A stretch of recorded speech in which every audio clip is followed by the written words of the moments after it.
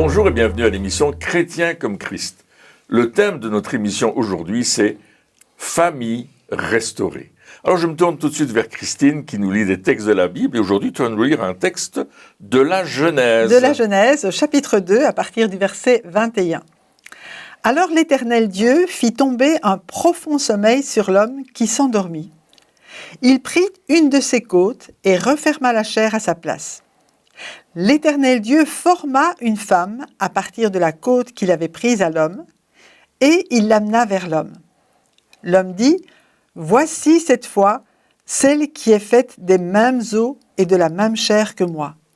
On l'appellera femme, parce qu'elle a été tirée de l'homme. C'est pourquoi l'homme quittera son père et sa mère, et s'attachera à sa femme, et ils ne feront qu'un. » Et dans l'original, on l'appellera femme, c'est le mot « isha », et le mot homme, c'est le mot ish. Donc on l'appellera Isha parce qu'elle a été tirée de ish. C'est vraiment... Adam est en train de reconnaître que cette personne que Dieu vient de former, eh bien, elle est vraiment tirée de lui, elle est de la même nature que lui. Mmh.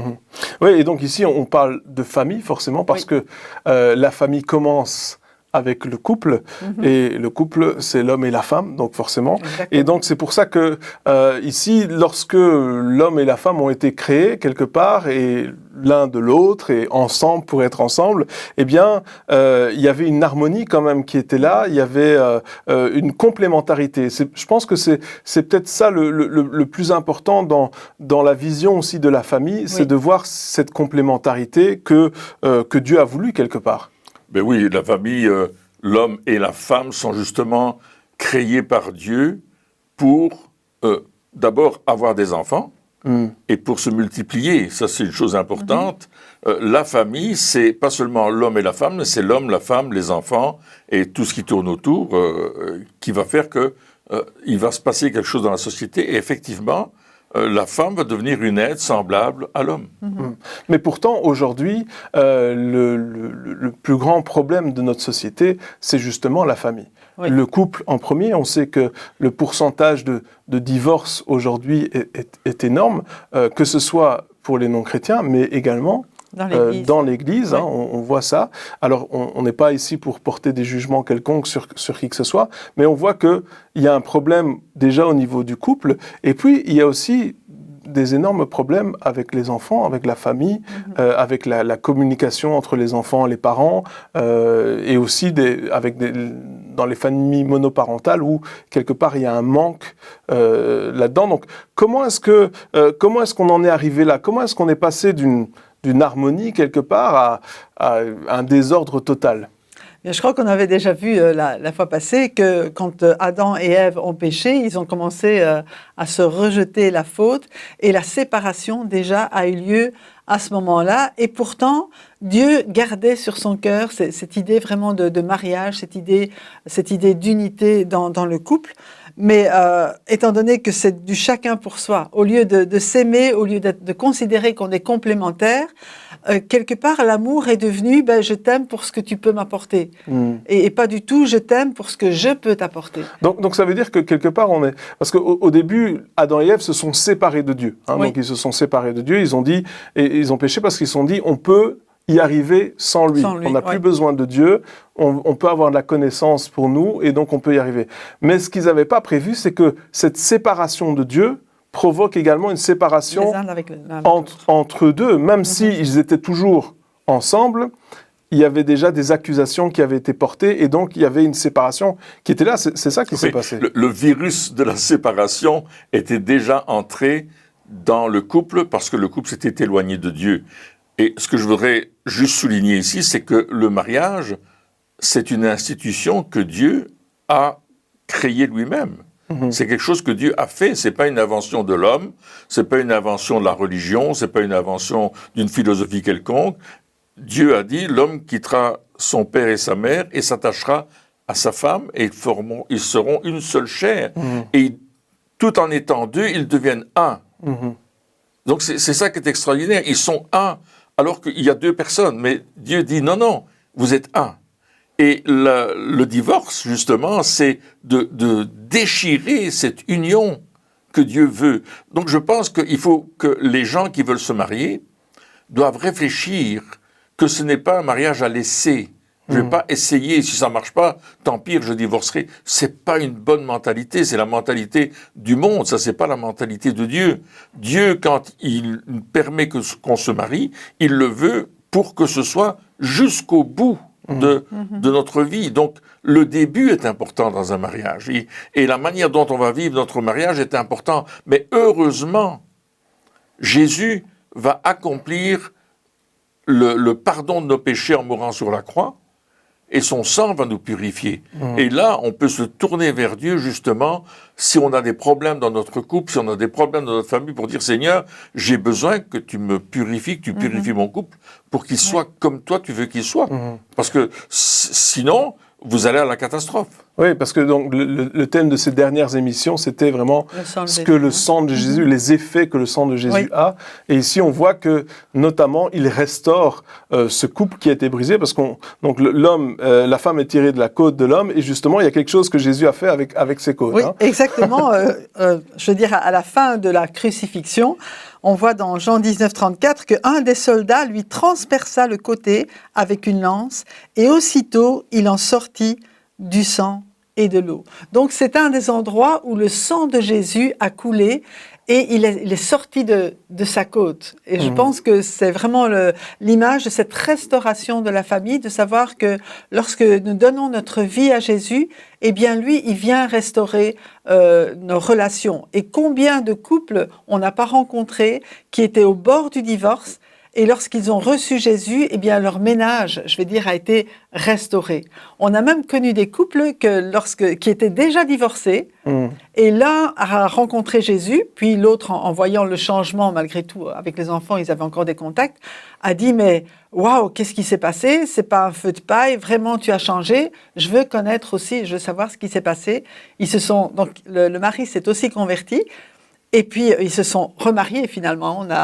On a pu fêter à la fois leur baptême ensemble et leur remariage, mais c'est extraordinaire comment Dieu restaure les relations aussi lorsque nous revenons dans les voies de Dieu à travers Jésus. Oui, et surtout, c'est pas simplement, ici on parle pas juste d'être chrétien ou de rencontrer Jésus et puis seulement se remettre ensemble ou que le couple soit restauré, mais on parle aussi des familles qui sont déjà chrétiennes, des couples qui sont déjà tous les deux chrétiens, mais quelque part qui se sont aussi peut-être l'un et l'autre éloignés de Dieu, parce qu'on voit que dès que Dieu n'est plus au centre, n'est plus le premier dans chacune des vies, c'est vrai. Eh bien, il y a un problème parce que la source, elle est là quelque part. Vrai, la source du couple, elle est là. C'est que lorsque on va faire quelque chose qui est pas juste avec notre conjoint, on va dire des paroles qui sont pas justes, on va avoir des comportements qui sont pas justes. Eh bien, lorsqu'on a une relation avec Dieu, lorsqu'on laisse le Saint-Esprit nous parler et nous convaincre et que nous sommes soumis au Saint-Esprit,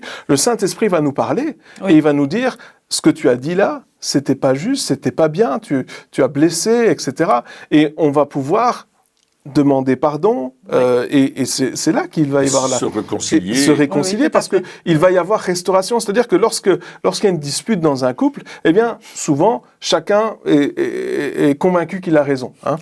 C'est toujours comme ça que ça se passe. Hein. On croit qu'on a raison, et donc on s'éloigne de l'autre, et on se dit, tant que l'autre ne reconnaît pas ses torts, moi, je ne vais pas faire le premier pas. Mais chacun se dit la même chose. Donc, ça fonctionne pas.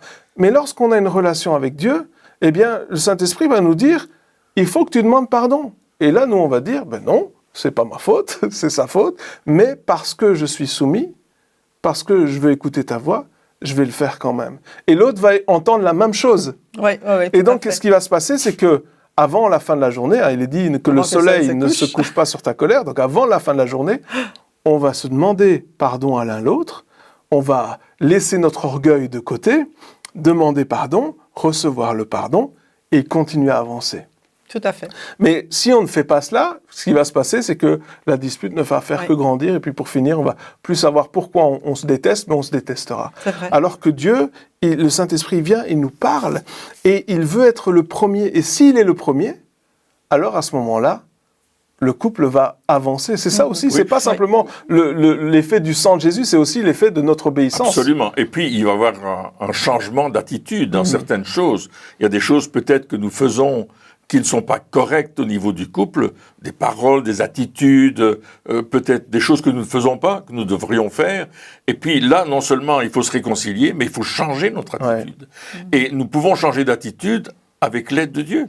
Par la foi, on va croire que ce que Jésus a accompli à la croix pour restaurer le couple, il veut le faire aussi dans notre couple. Et je reviens à l'image que tu nous décrivais en voyant ce centenier vérifier si Jésus était bien mort. Et pour le vérifier, il a passé cette lame de lance entre les côtes, justement de là où la femme a été tirée, on pourrait dire. Et il a touché le cœur, parce que le mariage, c'est une affaire de cœur, c'est une affaire d'amour, c'est pas une affaire politique ou une affaire économique, c'est vraiment une affaire d'amour, c'est une relation entre un homme et une femme qui décident de mettre leur cœur ensemble et leur vie ensemble pour cheminer jusqu'au bout de leur vie, de la destinée que Dieu leur a accordée. Et cette lame qui va passer entre les côtes, d'abord va prouver que Jésus était bien mort sur la croix. Il n'est pas seulement endormi ou assommé ou tombé dans les vapes, mais il a percé le cœur. Et je vous assure que quand on perce un cœur avec ces genres de lances-là, c'est percé, c'est vraiment détruit. Mais Jésus a accepté de mourir aussi pour réconcilier la famille. Et ce qui est important, c'est que nous appelons Dieu notre Père. Nous faisons partie d'une famille quand nous sommes chrétiens. La famille où Dieu est notre papa, Jésus est notre frère. Nous sommes dans la famille de Dieu. Et le but de Dieu, c'est de nous réconcilier avec le Père parce que nous étions séparés de lui. Et Dieu veut que nous, les hommes, l'humanité, nous soyons réconciliés avec lui. Et c'est pourquoi que la Bible parle que Jésus va venir chercher son épouse. Et le corps de Christ, c'est l'épouse. C'est vraiment l'épouse l'épouse de Jésus. Et le péché nous a séparés de cette relation. On le voit dans le Jardin d'Éden. Tu l'as bien parlé de ça tout à l'heure. On voit qu'il y a cette séparation qui est là. Mais le but de Jésus, c'est de nous réconcilier. C'est-à-dire que le divorce que nous avions avec Dieu à travers le péché, il l'enlève. Il enlève ce voile du divorce, du péché et de ses conséquences. Et à travers le sang de Jésus, à travers son cœur percé, à travers le sang qui a coulé, il nous réconcilie avec le Père. Ça, c'est extraordinaire. Et dans notre vie de couple, on doit considérer ces choses par la foi, de croire que c'est fait. Et justement, il faut qu'il y ait une restauration de l'image même du Père. Parce que on voit que, bien sûr, Adam et Ève ont péché, mais ça a eu des conséquences sur nous déjà, mais premièrement sur leurs enfants. On voit que Caïn et Abel, ça finit avec un meurtre. Donc, qu'est-ce qu'il faut avoir comme image dans la tête? Comment est-ce que, quelque part, on dit souvent que les personnes qui ont justement des envies de meurtre, etc., la plupart du temps, alors pas 100%, mais la plupart du temps, c'est parce que à la maison, la famille, à la base, le couple, les parents, il y avait déjà un problème relationnel entre eux et les parents. Et donc, on peut se dire que Caïn, s'il a tué Abel, c'était peut-être aussi en fonction de l'image qu'il a eue du père et donc cette relation qu'il avait avec Adam. Peut-être que après le péché, après la chute, peut-être que Adam n'était plus le même, peut-être que il a changé du tout au tout, que je sais pas, on peut pas vraiment savoir la relation qu'il a eue avec ses enfants après, mais on voit que ça a été destructeur. Et on voit aujourd'hui que parce qu'il y a des problèmes dans le couple, eh bien ça a une répercussion sur les enfants et après on grandit et puis on a une mauvaise image du Père, et lorsqu'on parle de Dieu le Père, souvent, beaucoup de personnes ont du mal avec juste ce mot Père, parce que l'image a été détruite. Mais Dieu est un Père parfait, et il veut restaurer cette image-là. Oui, en fait, c'est l'amour, quelque part, qui a été détruit, qui a été galvaudé. Et ce qu'on voit, même ce qui me frappe, lorsque Ève donne naissance à Caïn, elle va dire « J'ai donné naissance à un homme avec l'aide de l'Éternel ». Et puis le papa... Elle n'en parle même pas. Donc c'est comme si peut-être ils avaient des relations intimes ensemble, mais au niveau de la vie, c'était du chacun pour soi. Et probablement que les enfants ont été éduqués dans le chacun pour soi. Parce qu'en fait, si ça n'avait pas été le cas, ils auraient pu s'arranger au niveau des sacrifices pour ensemble plaire à l'Éternel. Donc c'est ça, tu parlais de l'orgueil tout à l'heure qui empêche parfois la réconciliation, mais c'est vraiment ça, lorsque Jésus vit en nous et qui restaure notre foyer, c'est vraiment l'orgueil qui doit être brisé pour que justement l'amour puisse être manifesté pleinement. Cet amour qui se donne, cet amour qui est prêt à tout laisser pour que l'autre soit heureux, et la source de cet amour, parce que parfois on manque, je sais pas, moi j'ai entendu des femmes qui me disaient « Ah, mais j'aime plus mon mari » ou bien des maris « Ah, mais j'aime plus ma femme ». Ok, il y a une source. Ouais. Il y a une source inépuisable d'amour à laquelle on peut aller boire, à laquelle on peut venir vraiment s'abreuver, se renouveler. C'est Dieu.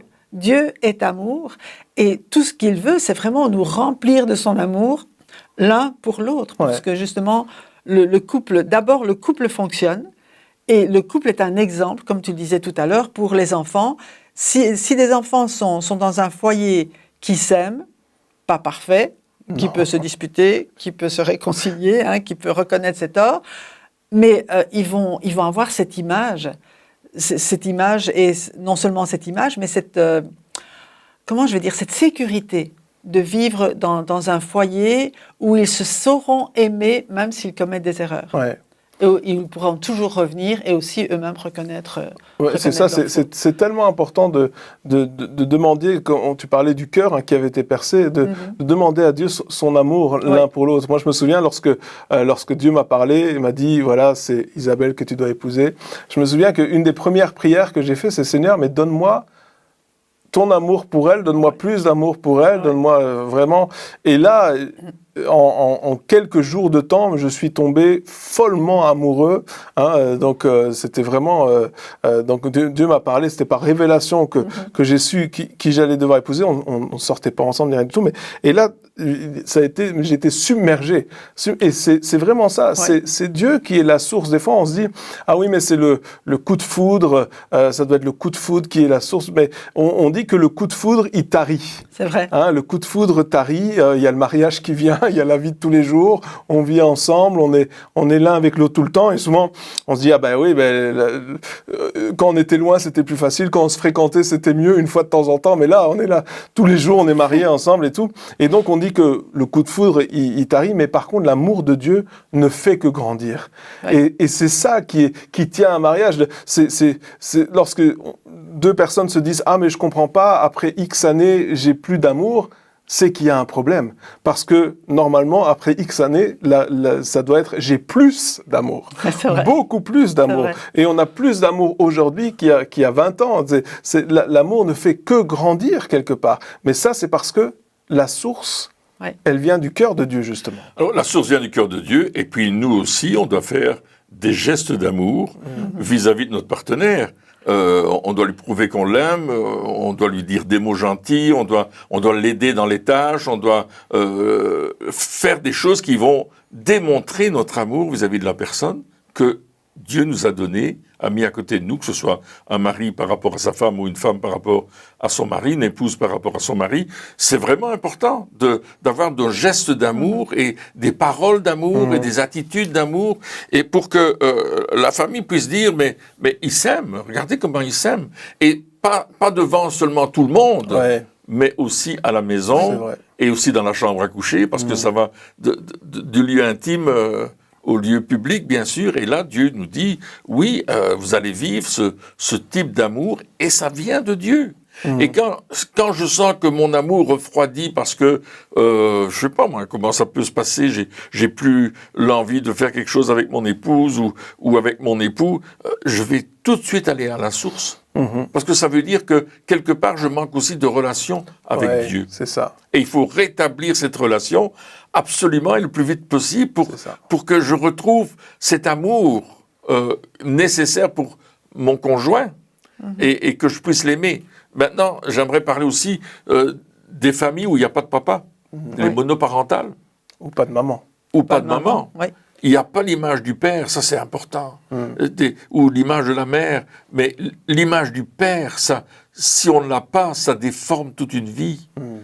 Parce que Dieu veut que nous ayons une image d'un papa qui nous aime, qui nous reprend, parce qu'un papa qui aime, c'est pas un papa qui laisse tout faire. C'est un papa qui nous dit attention, ça c'est dangereux, attention, là c'est mieux de faire comme ça, ou qui nous donne le conseil, ça t'as très bien fait, je suis fier de toi. Il y a tous ces points de vue-là qui sont là, et on va marcher, on va avancer avec ce papa qui va conduire les enfants, parce que la famille, c'est aussi d'avoir une descendance, et je pense que la plupart des gens veulent des enfants, et dans lesquels on va les éduquer, mais on va les éduquer avec Dieu au milieu de la famille. Et si le couple a déjà choisi d'avoir Dieu au milieu du couple, les enfants vont dire, nous aussi, on veut Dieu au milieu du couple, parce que l'exemple de mes parents est un bon exemple, et je veux cet exemple-là.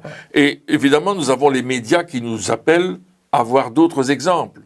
Quand on regarde certains films ou téléfilms ou séries, on voit toutes sortes de choses qui sont défigurées, qui défigurent l'image du couple selon Dieu. Et l'image de la famille aussi. Et l'image de la famille. Et ça détruit dans le cœur de ceux qui regardent, ils reçoivent une éducation contraire à ce que la Bible enseigne. Et ça devient la norme. Mais est-ce que nous, on doit suivre la norme du monde ou est-ce qu'on doit suivre la norme de Dieu? C'est une question quand même intéressante. C'est clair qu'on doit suivre la norme de Dieu, oui, bien tout sûr. À fait. Mais on en revient toujours à la base quelque part, parce qu'il existe des méthodes pour les couples, des méthodes pour la famille, etc. Et c'est il y a des bons conseils. C'est des bonnes choses, des bons conseils. Moi, je conseille toujours certains livres sur les couples, sur la famille, etc. Parce qu'il y a vraiment des choses qui sont bibliques, qui sont de Dieu, etc. Mais je pense que si on revient à la source, c'est-à-dire que si on privilégie notre relation avec Dieu, eh bien, tout le reste en découlera. Oui. Je crois que lorsqu'on privilégie notre relation avec Dieu, lui va nous dire, par exemple, il va dire à un homme, mais achète des fleurs, ou il va dire, tiens, il faudrait peut-être que tu fasses ça, ou il va donner des idées, il va donner le Saint-Esprit, il n'est pas seulement là pour nous conduire à évangéliser ou à prier pour les malades, ou ces choses-là, non, il est notre aide, il est notre aide dans la vie de tous les jours, donc il va nous dire, mais là, peut-être qu'il faudrait que tu lui dises ça, peut-être qu'il faudrait que tu fasses ceci, cela. Et avec tes enfants aussi, peut-être que tu dois faire ça, peut-être que tu dois faire ça. Dis ça comme ça, pose telle question. Moi, je me souviens, il y a des fois où mes filles, je savais pas ce qu'elles avaient fait ou quoi. Et puis, le Saint-Esprit me dit, pose cette question-là. Et puis, je pose une question sur quelque chose que je savais même pas. Mais le Saint-Esprit, il savait. Et là, je vois ma fille qui commence à pleurer en se disant, mais comment tu sais ça?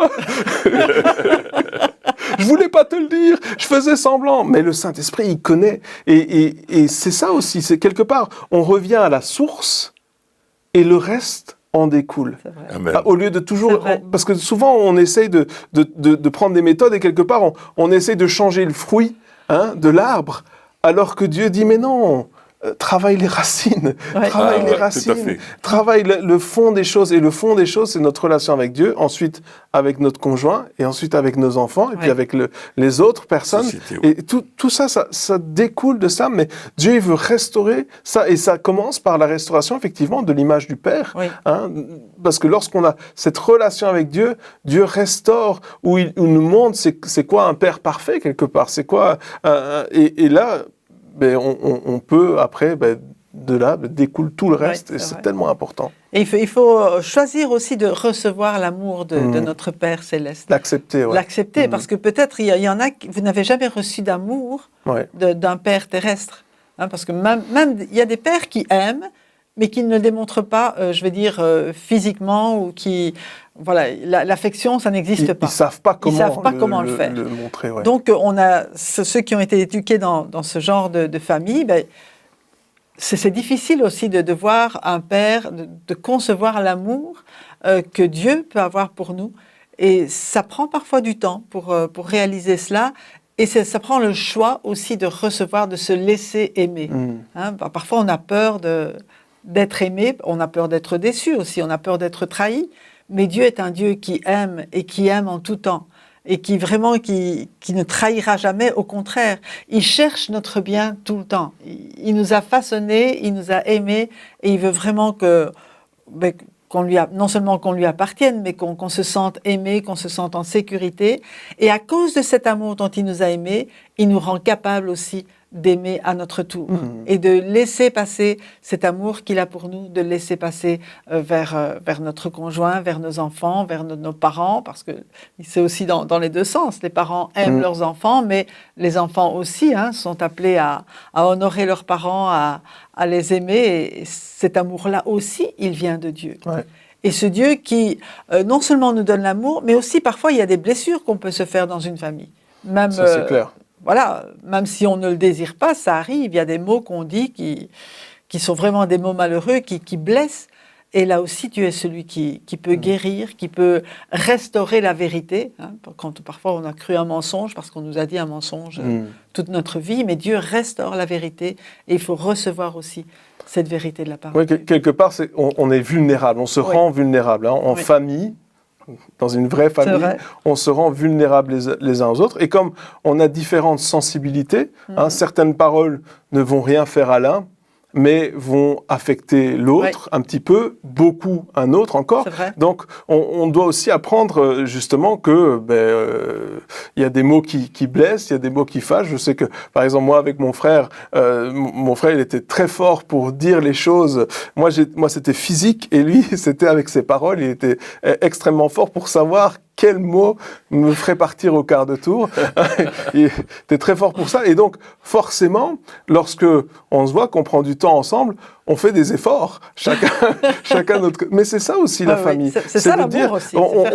On sait que l'autre est vulnérable et on ne va pas attaquer la vulnérabilité, on va la protéger. Et c'est pour ça qu'il est dit que l'amour, elle couvre les péchés, elle couvre les fautes, elle couvre les offenses.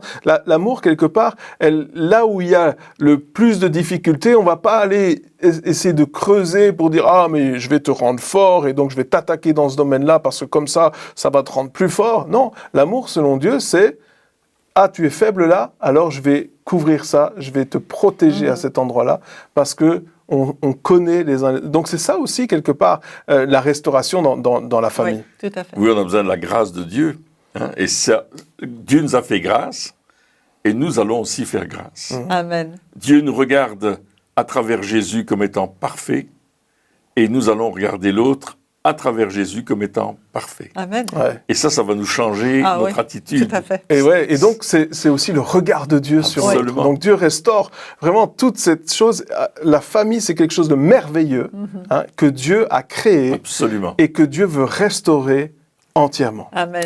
Eh bien, chers amis, merci encore de nous avoir suivis pour cette 200e émission de Chrétiens comme Christ. Et puis, on se revoit très bientôt. Au revoir.